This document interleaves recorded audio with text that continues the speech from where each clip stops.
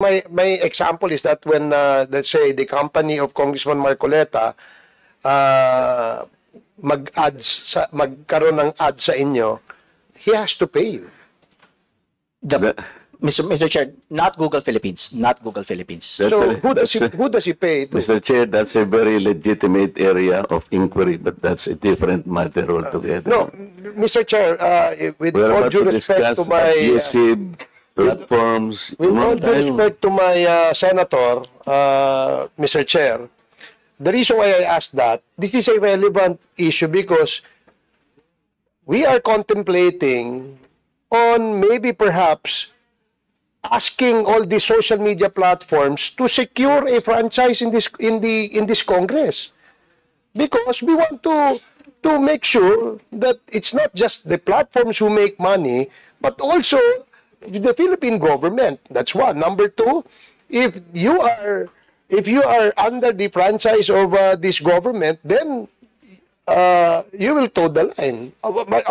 Sorry, I do not mean toe the line, meaning you will be subject to the regulations and then the rules that will be imposed under this law.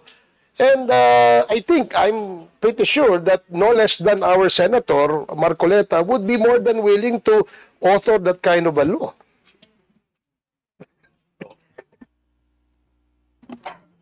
Mr. Chairman.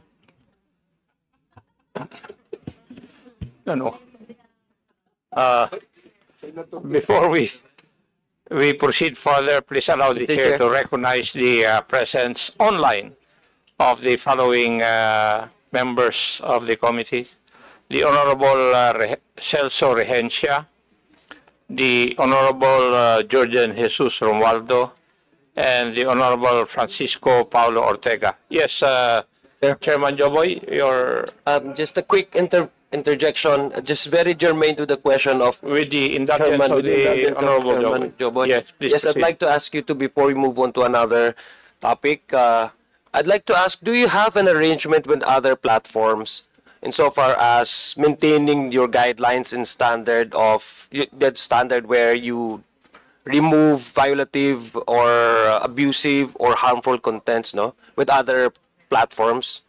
Do you have that mechanism? I mean, that arrangement? Mr. Chair, thank you. Depending on the type of content, I'll give an example. There are some, for example, for OSAEC, or what internationally is known as CSAM. There is technology sharing wherein if one platform already detects that a piece of content is CSAM, the hash of that is shared among the technology coalition. So there are coordination for particular types of illegal content. Okay, so halimbawa lang, do you have also a uniform or universal agreement where, say for example, YouTube, kasi there are also contents uploaded on TikTok and on Facebook that can also be uploaded on YouTube. So say for example, if the content is uploaded on TikTok, tapos meron silang, you have also a shared mechanism agreement with the TikTok, and in-upload doon, certain certain guidelines from your company might not necessarily be applied to the different companies that you have an arrangement of sharing technology, sharing information with. So paano nyo na-drive out, and how do you maintain, for example, that standard of guidelines na pag yung something that is not accepted on YouTube may not necessarily be the same with TikTok, tapos in-upload sa TikTok, tapos pupunta sa, pwede niya i-upload sa YouTube. Paano po yung ganong Kasi that would also generate monetization, di ba?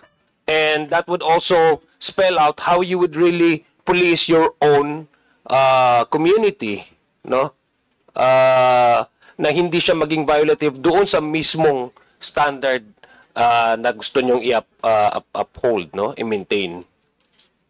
Mr. Chair, so every platform would have its own community guidelines. Yes. So every platform would have its own rules. Yes, I understand that. But how do you strike, for example, the balance between a common understanding that this kind of content, whether it's uploaded on TikTok, and therefore pwede mag-appear sa YouTube kasi mayroon kayong arrangement ng share of information, cannot also be a violative of your own standard ng pag-maintain ng healthy content at hindi siya abusive. How do you strike that balance? How do you maintain that kind of ethical standard, if we may use the term, no, in your own community? So as Mr. Chair, as mentioned, there are certain types of content where that is possible, and that I would say CSAM/OSAEC is where But that do you is have possible. that kind of mechanism where TikTok, if it's posted on, uploaded on TikTok, tapos pag i-upload sa YouTube, halimbawa, or i-share sa YouTube, violative na from the very start yung content, hindi nyo ipapakita. Do you have that kind of mechanism right now? So, Mr. Chair, as mentioned, not for all types of content, not for all violations. Specifically, technical coordination like that happens for CSAM/OSAEC. But for example, if it's policies as to vulgarity, for example, vulgarity, there's no Wala, no? technical coordination happening between the platforms with their own independent community guidelines. Thank you, thank you. Kasi ganun po yung nangyayari eh. Hindi lang ho sa YouTube, minsan na-upload sa ibang platforms, tapos nag-appear sa ibang channels.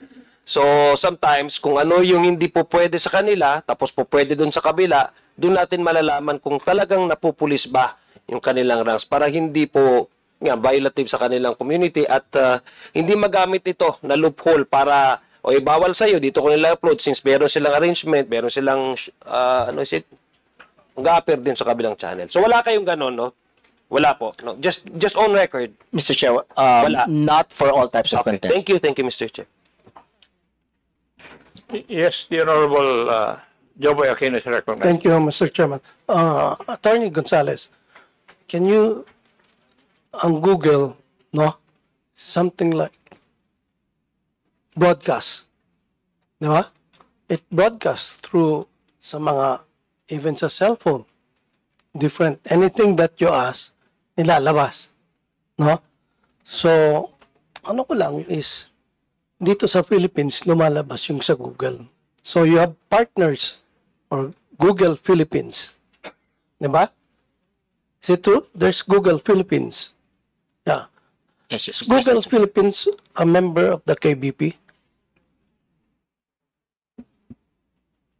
Mr. Chair, I do not think so, Mr. Chair. I do not believe so. Or Google Philippines is a member of MTRCB. Mr. Chair, we coordinate and we work closely with the MTRCB on certain issues facing the Philippines. But I don't think there's a membership for the MTRCB, Mr. Chair.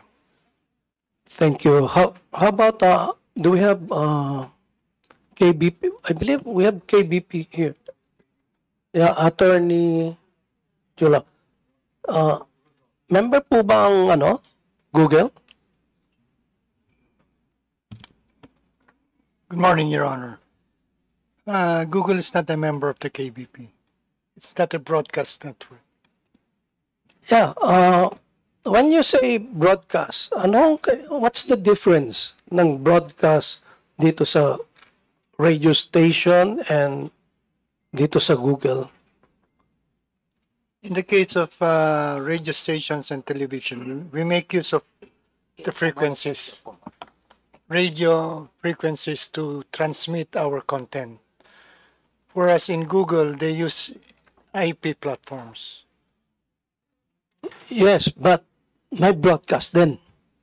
Diba? In a loose sense, yes, but it's more... See? Yun ang malaking nga doon diferensya.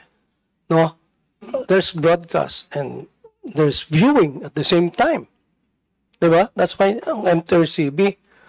Now, how would being the arm of the government, no, ang MTRCB, paano natin maano yan ngayon na may broadcast and viewing, no, the same time dyan sa Google, no? What can you say about that, attorney? Kasi ang MTRCB, ito yung mga noon pa nagawa tong MTRCB, no? Wala pa tong mga Google sa cellphone, no? Hindi pa nababago, hindi pa na-update ng MTRCB. No, I think the MTRCB and the KBP should update, no, ang mga